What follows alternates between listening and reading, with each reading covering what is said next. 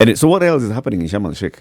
There's a lot that's happening, right? The president was there yesterday. He was attending this session that he was attending. Let me just tell you about it. It's I'm looking for the tweets from State House Kenya before we bring in Carole Kimutai to tell us more about what was happening yesterday. Mobilizing resources for water program is dependent on goodwill. That's what the president said, that the success in mobilizing resources for the Continental Africa Water Investment Program is dependent on political goodwill. He said the program, which seeks to close the existing water investment gap in the continent, must demonstrate robust governance to attract investment.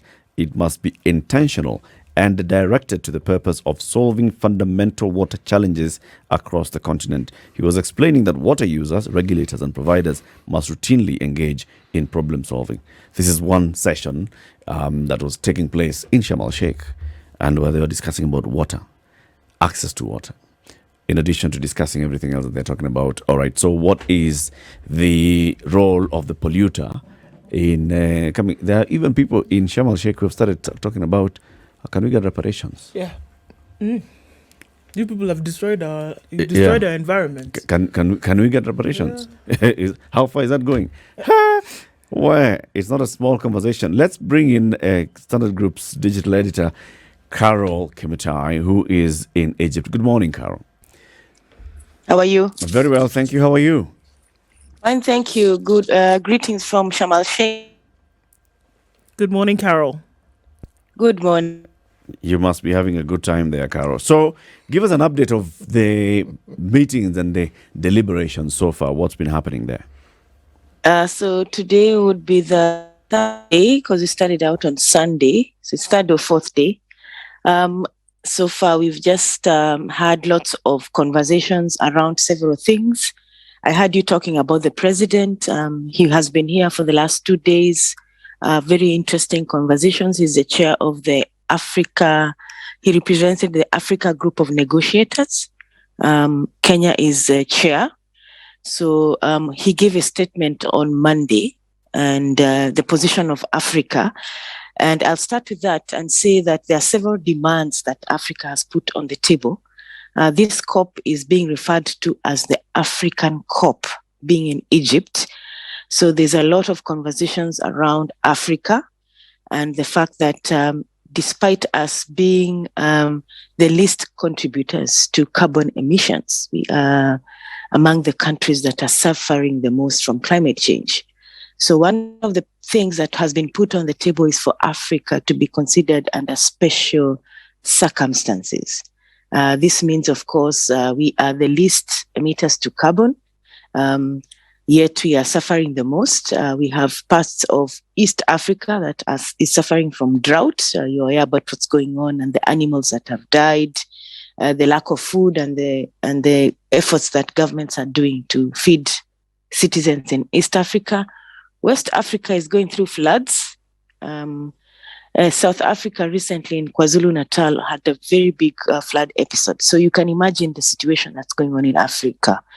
And of course, this comes shortly after we've had COVID-19. And the other thing that is being discussed is the debts that we have. So really, if you look at Africa, we are very, very vulnerable. So that's being put on the table. The issue of loss and damage is one that we saw for the very first time is on the agenda of COP27. So that is already one of the very contentious issues. People are waiting to see whether the developed world will actually commit to paying for their sins. Sure, Carole. I mean, I hear you on that. And I think that, look, this is the 27th Conference of Parties. And I think more and more we've heard the agitation that has come from those who contribute the least, but then who bear the heaviest responsibility on their shoulders. And the agitation has gotten louder. It has gotten stronger. But are we actually seeing at this particular COP that it's like, all guards down and there is an actual open demand for those countries that contribute the most to, climate damage actually doing something about it.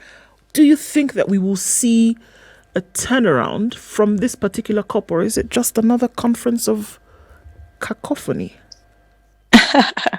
Now, for the first time, Africa is speaking as one, which is good news. So they've come to COP as one, not as separate small countries. So already that's a step in the right direction. Number two is, yes, the developed world is recognizing that if they actually don't discuss this issue of loss and damage, the countries that they've lent money to will not even pay. They'll default on that money. So it's a very, very important conversation that must be had. But the chairman of the presidency of COP27 has actually managed our expectations. And he said he hopes that after this, there will be gradual discussion on loss and damage. So I don't expect them to say yes in the first, at least not in this COP, but certainly there will be gradual discussion now that it's on the agenda. We hope to see the US, EU actually now saying, okay, fine, yes, we have contributed the most, but this is what we want done. In COP26, there was a heated debate around whether to put loss and damage financing fund. That was never actually agreed upon. So we hope that in this COP, that will be agreed upon. And actually, there will be countries who will actually say that this is what you're actually putting into the fund to help countries that are suffering to adopt and mitigate the effects of climate change. Okay, so I mean, COP ends in a few days, and that's for sure. The thing is that usually it's the conversation where we come around and say, this is the world speaking. What's likely to be the actions that come out of this conference? And again, I think the world sits back and says, well, look, everybody's going to a fancy, swanky resort in Egypt to have a few days of, hotel stay and per diem. But are we going to come out? Because are you going to come back to Kenya, for example, and then be able to deal with, the results of climate change? Are you going to go back to South Africa? Are you going to go back to Nigeria, where the floods are still ravaging the country? What is expected to be the next step towards this, and not wait for COP28? So yesterday, the COP27 presidency actually released 30 outcomes that they hope to see at the end of COP27. And these are 30 outcomes around adaptation of climate change. We have agriculture, we have food security. So there are very, very many areas that they have said, these are the areas that we want the outcomes. And they will form a committee who will follow up so that there is a report tabled in COP28 that will actually be in UAE, Emirati. So that's for me a positive thing, that there's deliberate efforts to have the COP convening teams actually follow through on commitments, especially on adaptation. Yesterday, the EU actually says they're going to roll out a program of early warning across Africa, which for me is another plus, helping governments with information early enough for them to start preparation for floods and drought.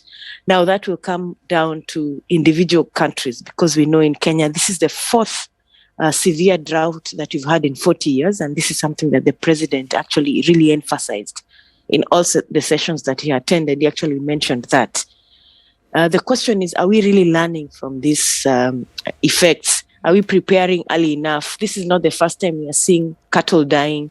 This is not the first time we have had to see the wildlife suffer from drought. My question and challenge would be to individual countries who actually send their representatives to this COP year in, year out. What do they learn? How do they actually go back home and do and move policies? One of the issues that came out during the media briefing with the president for Kenyan media is for him to tell us what Kenya has come out of from COP27. He said they've signed several agreements that are totaling to around 30 billion USD. That's about 3 trillion. Kenya shillings.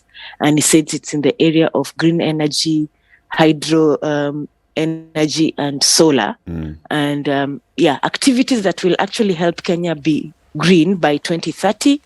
And he hopes that by 2030 will be a net exporter of green energy. One of the things that he didn't answer that I specifically asked him is how he's going to help in bringing down the cost of solar panels, because we know how expensive it is. And this is because of tax. We have batteries that are actually very expensive to import. That's part of green energy. So we hope that the government will actually take some of these things seriously, so that we also start having homes have a lot of solar panels which are affordable. Carole Kimutai, we thank you very much for that update, and we hope to be catching up with you again in coming days as COP27 continues. Thank you very much, Eric. Today is Finance Day. So, of course, today we are going to talk about climate financing. That will be very interesting to follow.